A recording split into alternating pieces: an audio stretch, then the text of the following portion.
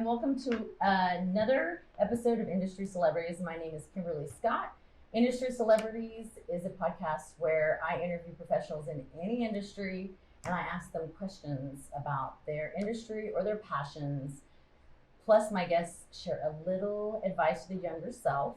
If you wish to tune into other episodes, go to thatkimberly.com to choose which platform you'd like to listen to, and maybe rate that podcast platform while you're doing it on iTunes, Spotify, Google, YouTube, Alexa, SoundCloud, and a couple others I'm probably forgetting. But anyways, now that we have that out of the way, I'd like to introduce my guest, Miss Kristin Sizemore. Hi, Hello. Hello. Thank you for the invite. Thank you for being here with me today. Tell the listeners a little bit about yourself and what industry you're in. You know my name already. We got that out of the way. I'm in the multifamily industry. Or the apartment industry, like most people know us as. I've been in this business for 32 years. I started when I was 3. Don't I look great? Yes, you look. I started off leasing apartments while I was going to New Mexico State. And within 9 months of working part-time, I became a full-time manager. Wow. And that was quite the experience because I thought my boss didn't do anything until she left and left me tasked with it. So my eyes wide open. My first job fear was failure at a job that I thought I knew everything about and I didn't know anything about. But here I am. I am a firm believer that in this industry, within the first 6 months, you know if it's for you or not. Yeah. So all of us crazy folks that have stuck around, we're lifers. We are. We think we're going to get out and it doesn't really ever happen. Never does. Never does. So what company are you with? I've been with Bohannon Development for 16 years. They're a great group, family-owned business, local El Paso. We have had assets in other markets, so it's taken me a little bit on the road, but most of it's been here in my hometown. So born and raised. Not born, but raised here. Okay. Raised here. Military brat. Okay, got it. So what do you enjoy the most about what you do and in the industry you're in? I think the biggest piece of loving what I do is the connection with people. Mm-hmm. I have the gift of gab. I talk a lot. And I like to hear other people's stories. So what I do when I hire and train leasing people, which I was once many years ago, is I tell them it doesn't get more personal than selling somebody their home. Yes. I mean, we can work in a department store and sell people fabulous shoes. Shoes aren't always a necessity, but a place to live is. So we don't always get people at their best. Yeah. They're coming from a job transfer, maybe they're newly married, or maybe they have to downsize because a home's a little bit too much to take care of. Yeah. So or divorce. Or divorce, the D word, the divorce. So we don't always get people at their best, and people don't move for fun. Yeah. So really? They don't? No, some people you think they do, but they don't. Okay. So the beauty of our business is we have an opportunity to make a difference in how that move and how people process that big change in their life. So I'm a firm believer that if you enjoy people, you enjoy working with people, you want to make a difference with people, that this is probably a good business for you because you can become the surrogate family for that military spouse whose husband's deployed, or somebody that moves to El Paso that's not from here. Yeah. And they find themselves in a new area with no friends and starting a new job, and our office staffs make them feel comfortable, make them feel part of something bigger than just a place to live.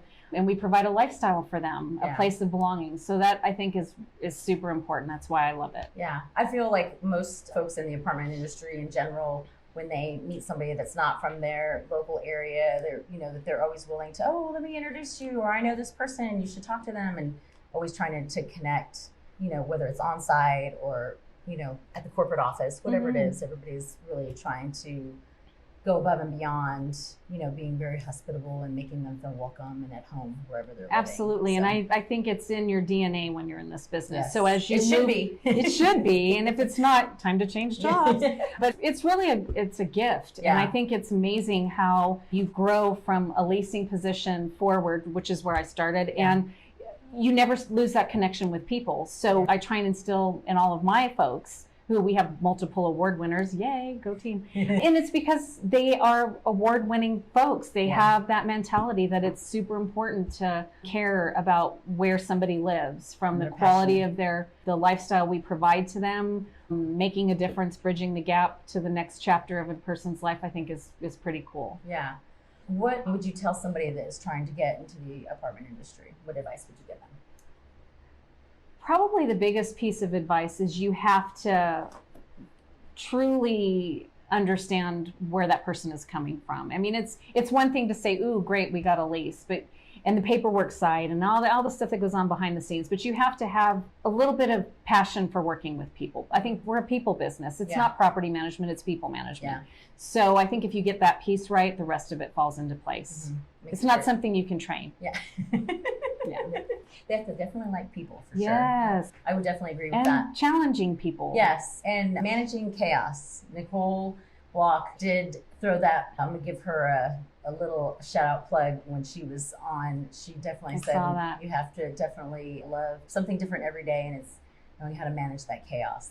It's exciting. And that's the beautiful thing about it, is that it is never the same day twice. I think for some of us, if you put us in a cubicle, that's where we would die. Oh, absolutely. So you need that experience to be able to go outside of yourself, to really have that never same day twice, grace under fire. I've heard that used quite a bit for people in our business, because you're managing people's homes and all the things that go along with it. Neighbors that come from different backgrounds, work different hours, managing those types of things that come up. I mean, it's a little bit challenging, so you have to be able to weather that. Yeah, definitely. The one stunning question of this podcast is, what advice would you give to your younger self? I probably have a few pieces of advice. That's okay. But one of the big pieces, I think, is learning to be comfortable with uncomfortable, because as things come about with our business, things you haven't experienced before. So that creates a little bit of fear, but that's part of the learning process, decision making, and knowing that you're not always going to get it right, but you'll know better the next time. Yeah, and it's okay if you don't. And it's okay if you don't. As long as it's not the same mistake twice. Yes. And as you know, I think making mistakes is fine. It gives you an opportunity to learn and grow from those, and then mentor and show people what you know, and don't be afraid to do that. Yeah. I think a lot of folks get stuck, no matter what career field you're in, with not training the people beneath you that are coming up through your industry. They have to know what you know. You have to bring them along the way, because they're the next generation of leaders. Yeah, sharing is definitely caring. Absolutely. Absolutely. Well, that's a great segue into my very last question. Okay. I always like to, ask people how they can connect with you, and or what you're involved in right now that you're passionate about. Well, my passion is probably a little different than a lot of folks. I had the unfortunate but fortunate experience of finding out that I had breast cancer in December.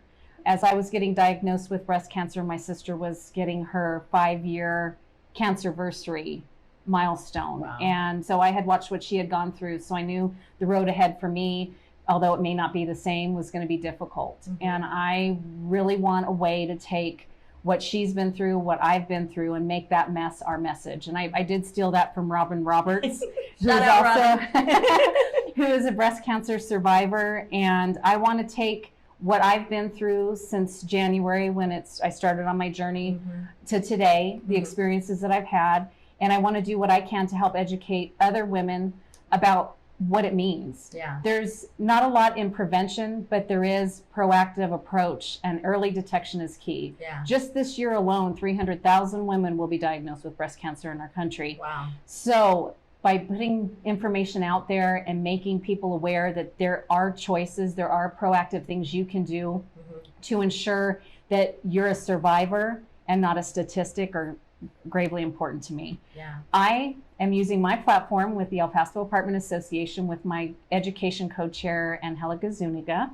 We are putting So we're putting together a campaign for Breast Cancer Awareness Month. So there's a few things that are going to go into that collaborative. One, every Wednesday in October, which we have 5 of them. Okay. We're going to be 5 Wednesdays in October. 5 Wednesdays in October. Okay.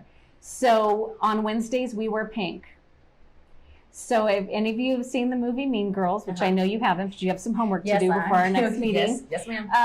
It's a little piece that I took from there. On Wednesdays, we wear pink. So each Wednesday in October, we're going to ask members of the apartment industry, our coworkers, friends, family, residents, to wear pink on Wednesdays in celebration of someone that they know that's had breast cancer or is going through breast cancer, or a loved one they may have lost to the disease. We want to celebrate their life, their battle, their journey, and make people aware that this isn't necessarily a death sentence. There are options out there for people if they're well educated.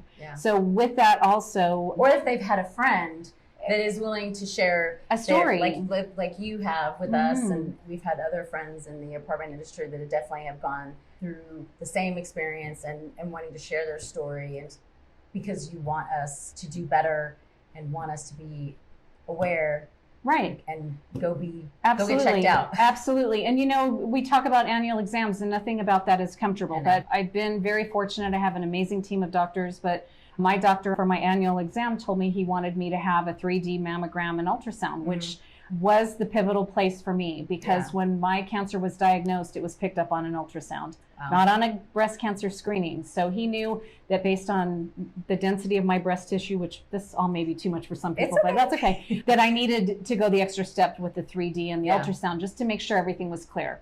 So it was picked up on the ultrasound. I was fortunate enough that my tumor was 7 millimeters in size. So I was stage 1. And I caught it at a time that made a huge difference. Had I not gone to this year's and skipped it this year and went next year, this coming year when I was due for my mammogram, it would have been a completely different story. So I am sitting here today in the condition that I am, having dodged bigger obstacles, telling people that, this is something that can change your life in one way or the other. So by doing this campaign, we're going to partner with Providence Healthcare Network. We're going to be doing little videos and educational pieces that can filter out to not only members of the apartment association, family members, friends, residents, anybody that live in our apartment communities that can become more and more aware of how they can do, what they can do, where they can go, resources that they might have to help with making sure that they stay healthy. And the other piece we're going to do is we're going to start a fundraising campaign. It'll start in September and run through the end of October. And we've partnered with the El Paso Community Foundation, the Stand with Estella Fund. And everybody in El Paso knows Estella Casas. Yes, she's we grew up watching. Yes, we grew up watching. Well, and I wouldn't say I grew up with her. I'm probably closer in age to her than you are, but she's a local celebrity and she does a lot for our community. Yes. With the recent tragedy we have had in El Paso this last week, she has been a big voice in support of El Pasoans in the city that she loves so much. But during her breast cancer battle, she started Stand with Estella Fund, and she utilizes those funds to help families, women going through breast cancer in our community. And it isn't always research that's important. It's about the day-to-day life and how families are impacted by somebody going through breast cancer, because insurance covers so much, but not everything. So this good work that she's doing actually takes money and gives it to women in the community so they can pay their light bill, so they can buy a wig, so they have a ride to cancer treatment.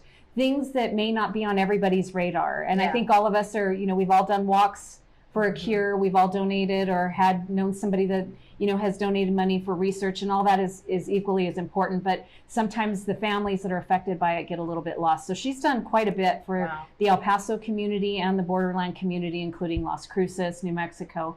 And this starts in September. Starts in September. And we've, as an association with the El Paso Apartment Association and Under One Roof, which is EPAA Cares, that's our charity. We've set a fundraising goal of $10,000. And through our membership and friends and family that donate, if we hit that mark, we have up to $5,000 that EPAA Cares will match. So we have the potential of $15,000, and we're not going to stop there. No donation is too small or too big as far as we're concerned.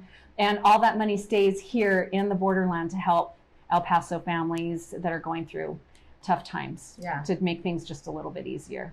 So where can they go and donate? We're going to have a link set up on the El Paso Apartment Association website, which is www.epaa.org.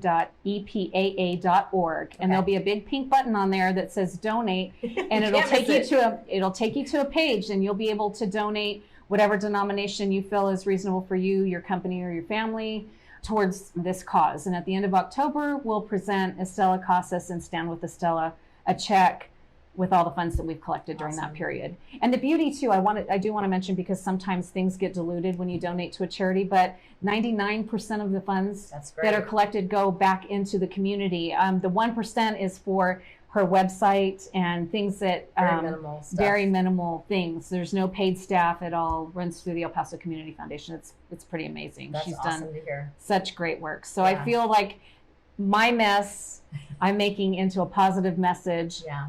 by going this route. And thanks to Angelica and everybody else within the El Paso Apartment Association that are supporting the effort, I think our industry, which is female dominated, Yes. can really stand to benefit Mhm. from our Absolutely. efforts. 100%. Well, how can they get in touch with you if they have more questions? If you have questions, you can email me Okay. direct at Kristin, Kristin, Mhm. at bodev.com. That's B as in boy, O, H as in Henry, D as in dog, E as in E, As in Edward. V as in victory, V.com. So Okay. Kristin at bodev.com. Okay, awesome. Well, I want to thank you again, Kristin, for sharing. We'll definitely have the conversation of self-care on a different episode, a Yes. podcast. I feel that there is a lot that you have shared with me as my friend, and just other women, and us sitting around and talking about. You're very open, and I appreciate that when others are willing to take their quote unquote mess and educate others. Well, and I think it's super important. We absolutely. need to help each other, lift each other up, and celebrate the greatness that we are as women. And I know this is not just a women's disease, but mostly women that are affected by Yeah. it. So if I can help, I feel like I've done my part. Awesome. Well, you are doing a great job. You look Thank you. fabulous. Thank you. Thank you again. I really appreciate you. And if you feel someone needs to hear Kristin's message, please share this episode with them. And you can also, again, listen to other episodes on YouTube, iTunes, Anchor, Amazon, Alexa, and of course, follow on all the social media channels. And until next week, remember, stay positive and sharing is caring. Thanks again. Thanks, Kristin. Yeah, thank you. El Paso strong. Yes, we are.